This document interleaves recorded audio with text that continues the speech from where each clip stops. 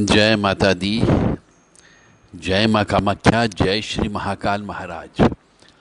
ओम मृत्युंजय महादेव त्राहि मां शरणागतम जन्म मृत्यु जरा व्याधि पीड़ितम कर्म बंधने कामाख्ये वरदे देवी नीलपर्वतवासिनी त्वं देवी जगत माता योनि मुद्रे नमस्तुते।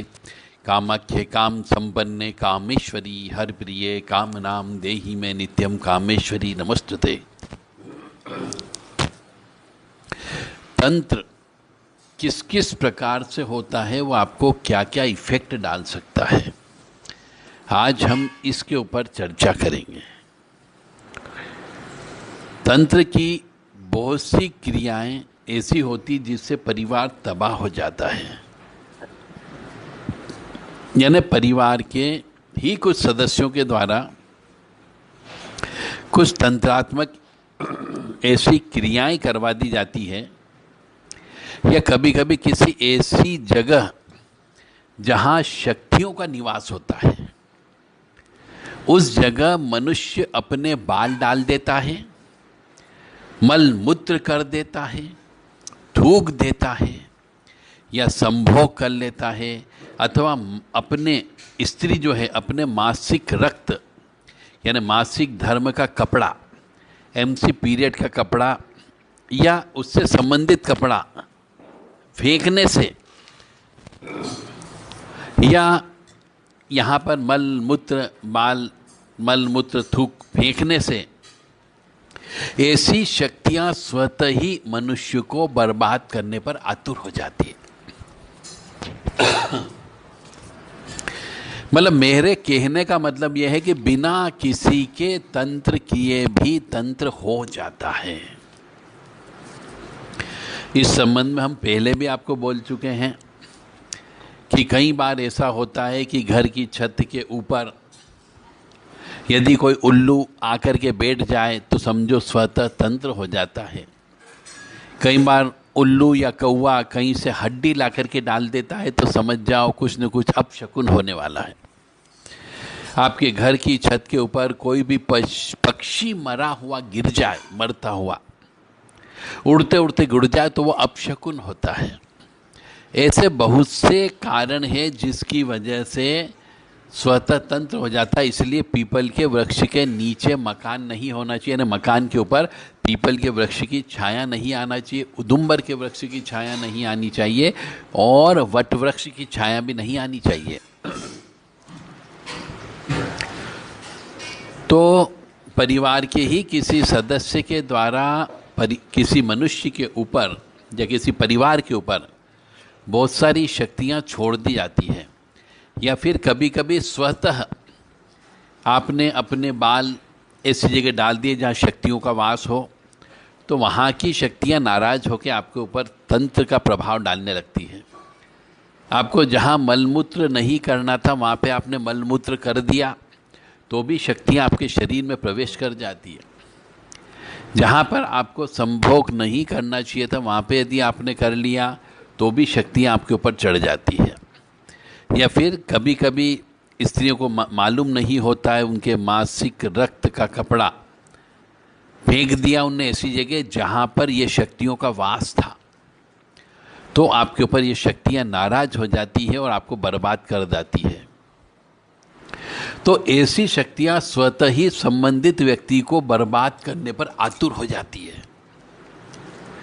और अगर ये किसी पुरुष पर है तो पीढ़ी दर पीढ़ी पुरुषों और स्त्री पर है तो पीढ़ी दर पीढ़ी स्त्री पर निरंतर आती रहती है, जब तक कि संपूर्ण स्त्री या पुरुष का वंश बर्बाद न हो जाए। और कई बार इस प्रकार का तंत्र जब हो जाता है तो कई पुरुषों का और महिलाओं की अकाल मृत्यु हो जाती है। आजकल हम देखते हैं ना कि बहुत सी महिलाओं के पाँव में दर्द बहुत होता है,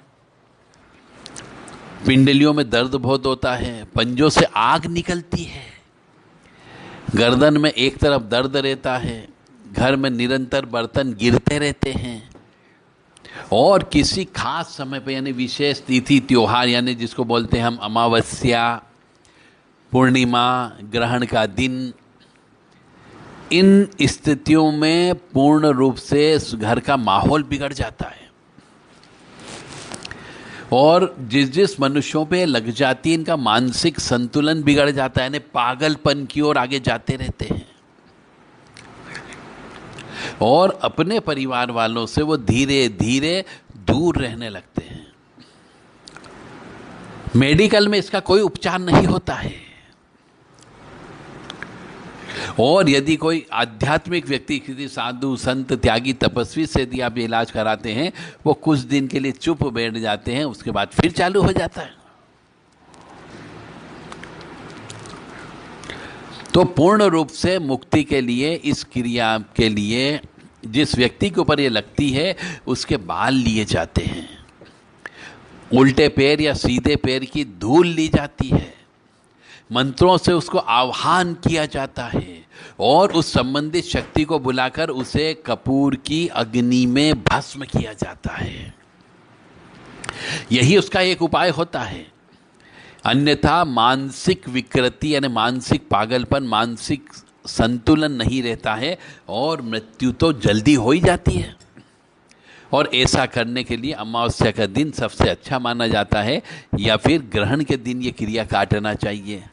अब सबसे पहले तो तांत्रिक को ये ज्ञान होना चाहिए कि ये क्रिया कौन सी लगी है। क्या संभोग करने के बाद लगी? क्या मासिक रक्त का कपड़ा फेंकने से लगी?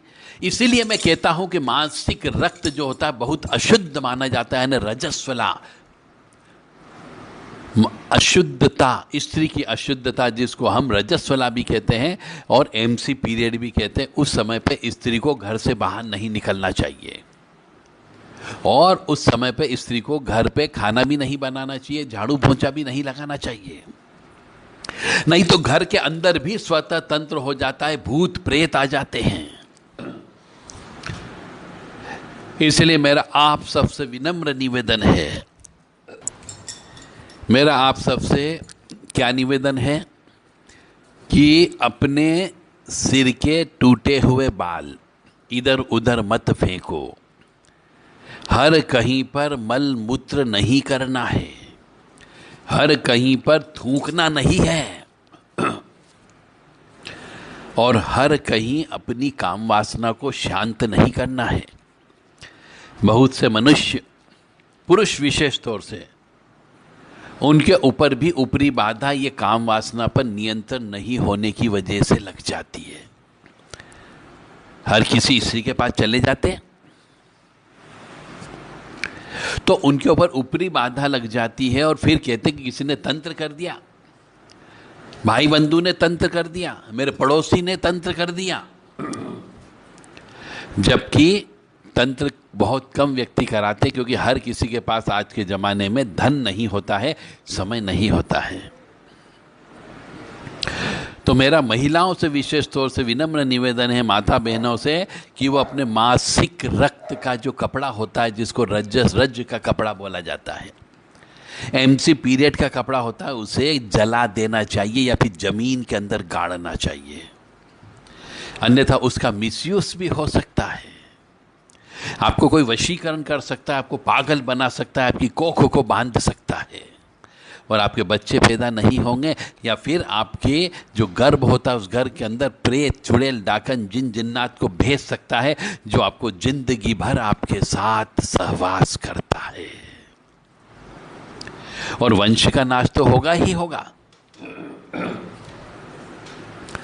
तो जो व्यक्ति ये काटने का काम करता है या अमावस्या के दिन कटता है या ग्रहण के दिन करता है, काले आसन पे उसे बैठना पड़ता है, शमशान में जाना पड़ता है, दक्षिण दिशा में मुंह रखना पड़ता है, अष्ट प्रहर में करना होता है, काले रात में करना पड़ता है और लकड़ी, हवन सामग्री और अन्य बहुत सारी चीज़ों की आवश्यकता होती है। अब लोग बात कहते हैं कि साहब आप तो निःशुल्क कर दो, फ्री में तंत्र काट कर दो, ऐसे कैसे कर दें? क्यों गलती की आपने? हम जब आपको ज्ञान दे रहे हैं तो आपने ज्ञान को क्यों नहीं सुना? ये आपकी गलती। और आप कहेंगे कि आपका ज्ञान बहुत दिनों के बाद प्राप्त हो रहा है, हमने सुन ही नहीं पाए। हमें इस चीज़ का इल्म ही नहीं था, तो ये आपका दुर्भाग्य है। अब यदि आपको तंत्र कटवाना हो इस प्रकार का जो मैं बोलने जा रहा हूँ या जो बोल रहा हूँ कि यदि आपके गले में दर्द रहता हो, वन साइडेड दर्द रहता हो, गर्दन में दर्द रहता हो, कंधे में दर्द रहता हो, घर में बर्तन ऑटोमेटिकली गिरते हो, ये सबसे बड़ा इंडिकेशन है। और अमावस्या के समय पे, पूर्णिमा के समय पे कोई भी विशेष मुहूर्त हम करते हैं, मांगलिक कार्यक्रम करते हैं, उसके पहले यदि घर में लड़ाई झगड़ा उठापटक होती हो तो समझ जाना चाहिए निश्चित तौर से कि ऊपरी बाधा लग चुकी है आपको। तो आप अपने बाल हो गए, मल मूत्र हो गए, बाल कहीं हर कहीं नहीं फेंकना है, मासिक धर्म का कपड़ा हर कहीं नहीं फेंकना है, हर कहीं पर आपको मल मूत्र नहीं त्यागना है, हर कहीं पर थूकना नहीं है, और हर कहीं पर संभोग भी नहीं करना है। अन्यथा ये शक्तियाँ नाराज होकर के जब लग जाती है तो इनको निकालना बड़ा मुश्किल पड़ता है। निकलती है परंतु मेहनत ज़्यादा करना पड़ती है। तो आज का ज्ञान केवल इतना ही कि स्वतः भी तंत्र होता है। कोई ज़रूरी नहीं कि आपके घर परिवार का ही जो आपसे जलता हो वही तंत्र करेगा, कोई आपका पड़ोसी करेगा, कोई आपका प्रतिस्पर्धा वाले करेगा, ये कोई ज़रूरी नहीं है। आपकी गलती की वजह से भी आपके ऊपर तंत्र विद्या हो सकती है। तो जागरूक रहें, सजग रहें और हमारे YouTube चैनल को देखते रहें। तंत्र कैसे काटें, काला जादू कैसे हटाएं, इसके ऊपर एक किताब लिखी गई है। कोई भी व्यक्ति चाहे तो वो किताब को प्राप्त कर सकता है। शमशान साधना कैसे करें, इसके ऊपर भी किताब लिखी गई है। तंत्र से शत्रुनाश कैसे करें, इसके ऊपर भी किताब लिखी गई है। और शमशान मरघट मसान की पूजा कैसे करें ताकि सिद्धियां प्राप्त हो सके, इसके ऊपर भी किताब लिखी गई है। आप चाहें तो ये किताबें देवराधा ट्रस्ट सत्यवाणी चैनल से प्राप्त कर सकते हैं। जय माता दी, जय माँ कामाख्या। 7987237885 ये व्हाट्सएप नंबर है। इस नंबर पर अपना नाम, पूरा पता, mobile number, pin code number बताते हुए कौन सी किताब चाहिए उस बारे में आप जानकारी प्राप्त कर सकते हैं। जय माता दी, जय माँ कामाख्या, जय श्री महाकाल महाराज। ओम त्र्यंबकम यजामहे सुगंधिम पुष्टिवर्धनम उर्वारुक्मी बंदनान मृत्योर्मुक्षीयमामृतात्। ओम स्वः भुवः भू, ओम सः जूम हौम ओम।